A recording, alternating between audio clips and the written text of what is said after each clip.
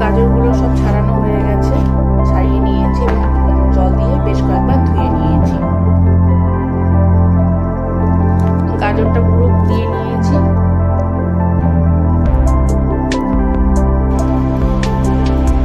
এখানে পরিমাণ মতো জল বসিয়ে দিয়েছি, জল গরম হয়ে গেছে এবং সামান্য আমি লবণ দেব, খুবই সামান্য আমি লবণ দিয়ে দেবো।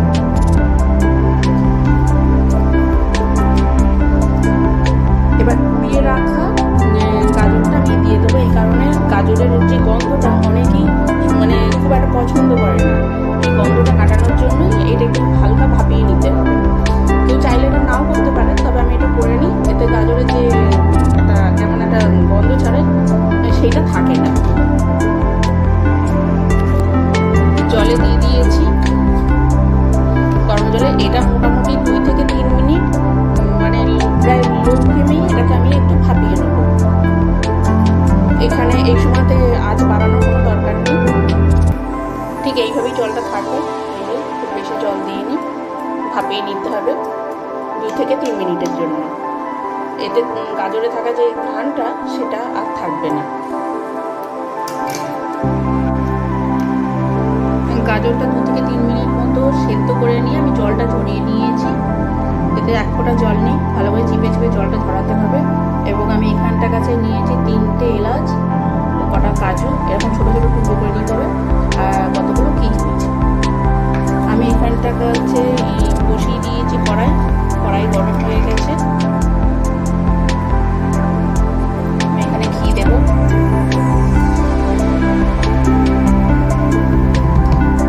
ঘিটা একটু বেশি করে দিতে হবে।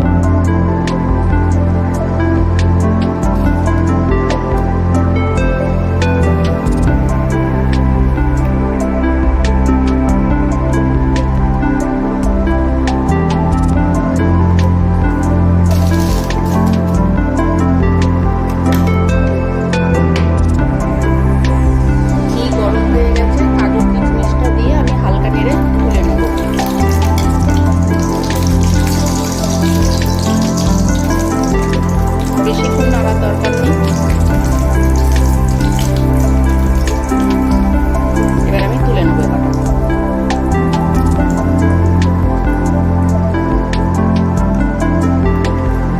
এলাচগুলো দিয়ে দেবো।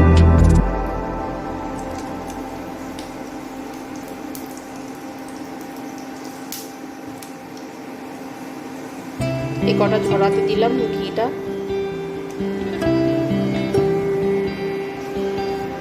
কাজু কিশমিশ তুলে নিয়েছি, এবার এটা আমি দিয়ে দেবো।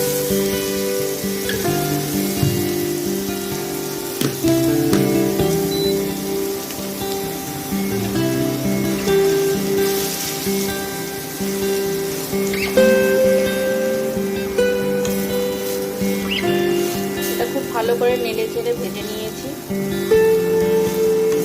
এক হাতে একটু অসুবিধা হচ্ছে, খুব সুন্দর একটা গন্ধ আসছে, ঘিয়ের একটা খুব সুন্দর ফ্লেভার আসছে এবং ইলাইচিরও আসছে।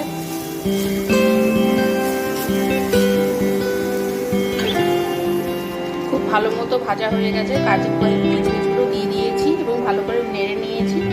এবার এটা নামিয়ে আমি দুধটা বসিয়ে দেবো। দুধটা আগেই চাল দিয়ে রেখেছিলাম, আবার একটু গরম করে নেব।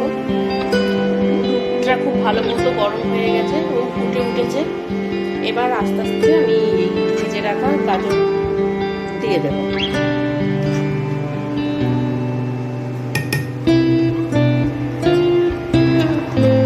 গাজরগুলো সব দিয়ে দিয়েছি, গাজর ভাজাগুলো। কালারটাও খুব সুন্দর এসেছে।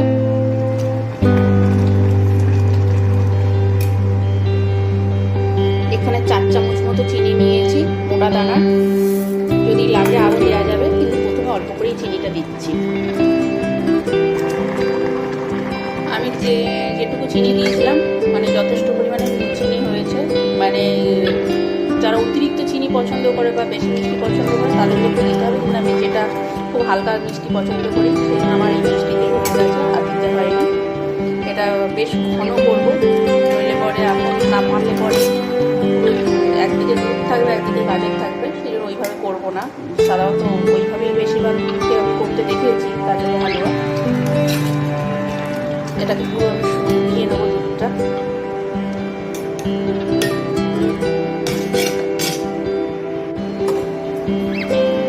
বেশ ঘন হয়ে গেছে, আর তেমন নেই। এবার আমি নামিয়ে নিচ্ছি। নামানোর আগে ছোট্ট যে কাজটা করবো, একটুখানি ঘি দিয়ে দেবো যাতে ফ্লেভারটা আরো সুন্দর লাগে।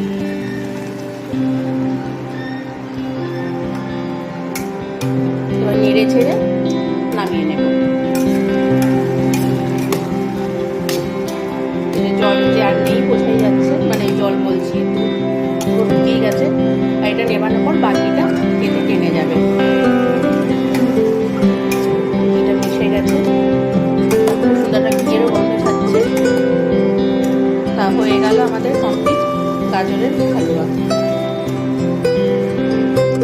আমাদের পুরো রেডি গাজরের হালুয়া। আমি দুটো প্লেটে তুলে নিয়েছি। আপনারা কমেন্ট করুন, শেয়ার করুন, সাবস্ক্রাইব করুন, পাশে থাকুন। নেক্সট ভিডিওতে আবার দেখা হবে। আজকের মতো টাটা।